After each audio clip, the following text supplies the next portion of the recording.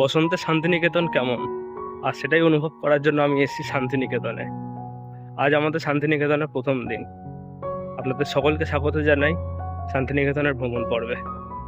শিয়ালদহ থেকে সকাল 7:20 মাতারা এক্সপ্রেস ধরে আমরা রওনা দিয়ে দিই শান্তিনিকেতনের উদ্দেশ্যে। সবার প্রথমে নৈহাটি, তারপর ব্যান্ডেল এবং বর্ধমান হয়ে আমরা পৌঁছে যাই শান্তিনিকেতনে। সেখানে প্রথমেই আমরা একটা স্থানীয় দোকান থেকে লুচি এবং ঘুগনি খেয়ে ব্রেকফাস্টটা সেরে নিই, এবং ব্রেকফাস্ট সেরেই আমরা একটা টোটো ধরে চলে যাই বিশ্বভারতী ক্যাম্পাসের কাছে। বিশ্বভারতী ক্যাম্পাসে আমরা একটা হোটেল নিয়ে নিই এবং হোটেলে একটু ফ্রেশ হয়ে আমরা একটা টোটো রিজার্ভ করে বেরিয়ে পড়ি আশেপাশের সাইট সিনগুলো ঘুরে দেখার জন্য। বিশ্বভারতী ক্যাম্পাস থেকে সবকটা সাইট সিন খুব কাছাকাছি পড়ে। সবার প্রথমে পড়ে এই বট গাছটি, যেখানে একসময় এই গাছটির ছাওয়াতে রবীন্দ্রনাথ ঠাকুর তার ছাত্রদের সাথে অধ্যয়ন করতেন। এই বট বৃক্ষটির পাশেই রয়েছে একটা তাল গাছ, যেটাকে তালধ্বজ নামে এখানে সবাই চেনে। এই তালধ্বজকে দেখেই তিনি এক পায়ে দাঁড়িয়ে কবিতাটি লিখেছেন। এই এক পায়ে দাঁড়িয়ে কবিতাটি আমরা সবাই ছোটোবেলায় পড়েছি। তার কিন্তু অনুপ্রেরণা এই তাল গাছটি, এবং তারই পাশে ছাতিমতলা বলে এই স্থানটি রয়েছে। ছাতিমতলায় রয়েছে অনেক কটা ছাতিম গাছ, এবং এখন বসন্তকাল হওয়ায় সেখানে নতুন সবুজ কচি কচি পাতা ছেয়ে রয়েছে, এবং চারিদিকে যেন রঙিন ফুল ফুটে এই প্রাকৃতিক দৃশ্যকে আরও বেশি মনোরম করে তুলছে। শান্তিনিকেতনের প্রত্যেকটি বাড়ি যেন মাথা তুলে এখনও পর্যন্ত গর্বের সাথে দাঁড়িয়ে রয়েছে, এবং ঝুঁকে পড়ে পথে চলা পথচারীদেরকে যেন কিছু একটা বোঝাতে চাইছে। আমরা সেখান থেকে এগিয়ে গেলাম এবং পড়ল এই বাড়িটি, যেটা তখন বন্ধ থাকায় আমরা যেতে পারিনি। তবে এটা কিছু বিশেষ অনুষ্ঠান, যেমন 25শে বৈশাখ খোলা হয়। তারপরে আমরা এগিয়ে চললাম টোটোতে, এবং একের পর এক বাড়ি পেরোতে পেরোতে আমাদের সামনে এসে পড়ল অমর্ত্য সেনের বাড়ি, যে বাড়িটার নাম হচ্ছে প্রতীচি। এখানে অমর্ত্য সেন তার অবসর সময় কাটিয়ে যান।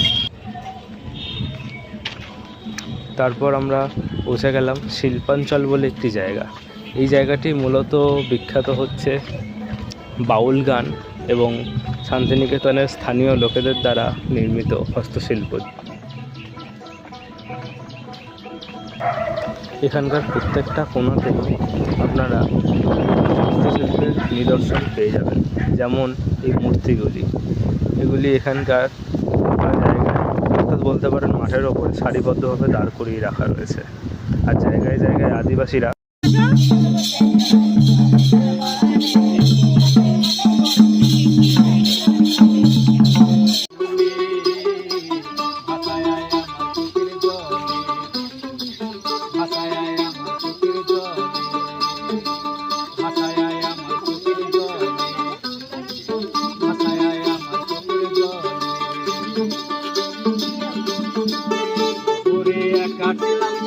ভালো ছিল না তো চলা, তোমার সঙ্গে প্রেম করিয়া অন্তর হলো কালা।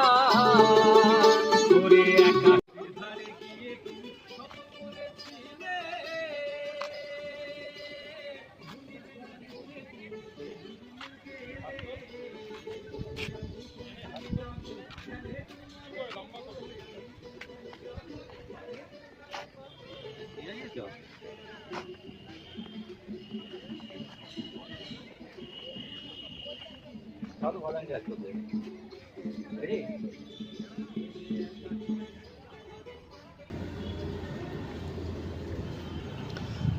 এখানে ঘুরতে ঘুরতে আমাদের খিদে পেয়ে গেল, এবং আমরা একটা হোটেলে গিয়ে ভাত এবং তরকারি খেয়ে নিলাম।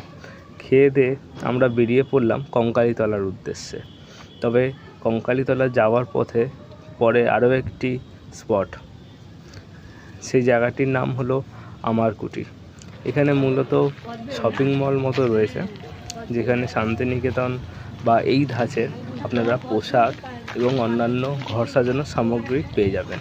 আর এর সামনেই রয়েছে কবিগুরু রবীন্দ্রনাথ ঠাকুরের একটা বিশাল বড় মূর্তি।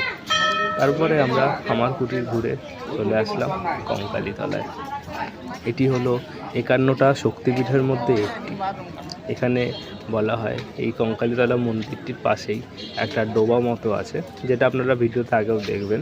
সেখানে মায়ের কোমর পড়েছিল যখন ভগবান বিষ্ণু সুদর্শন চক্র দিয়ে তার সবকে ছেদ করেছিলেন, তখন তার কোমরটি টুকরো হয়ে এই জলাশয়ের মধ্যে পড়েছিল। এটি হলো মন্দিরের ভেতরের দিকটা। এই সময় মন্দির যথেষ্ট ফাঁকা ফাঁকা ছিল, সেই জন্য নির্দ্বিধায় আমি এখানে ঢুকে ভিডিওটা করতে পারছি।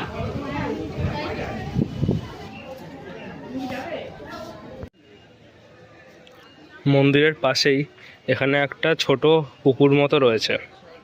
এখানেই মা সতীর কোমর পড়েছিল। 51টা শক্তিপীঠের মধ্যে এটি একটি শক্তিপীঠ।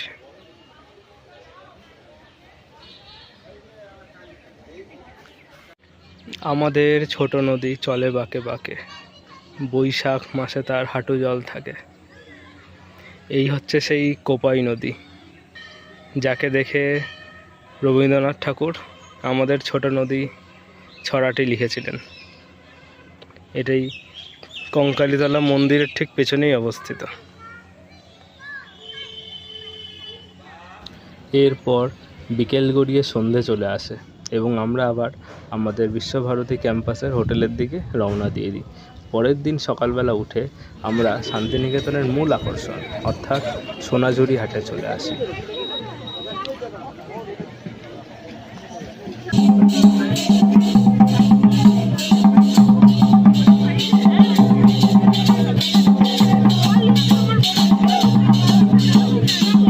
সোনাঝুরি হাটে ঢোকার পরেই আপনারা প্রচুর দোকান পেয়ে যাবেন এবং প্রত্যেকটা দোকানে বিভিন্ন বিভিন্ন রকমের সামগ্রী বিক্রি হচ্ছে।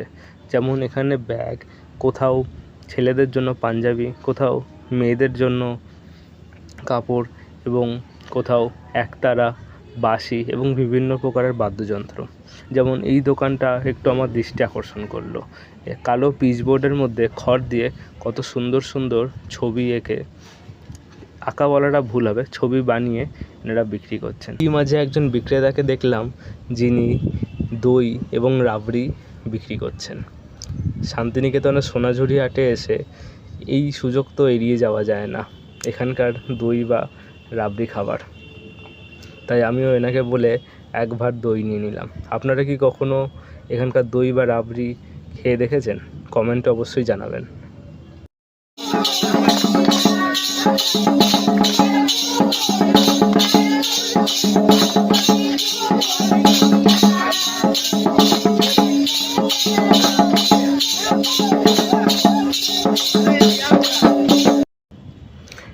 এক কোণে বসে দই খাওয়া এবং এখানকার আদিবাসীদের সেই ট্র্যাডিশনাল নাচ দেখা, বাউলদের গান শোনা, সেটা যেন একটা আলাদা অনুভূতি, যেটা আমরা কলকাতা শহরের মধ্যে কখনো পাই না।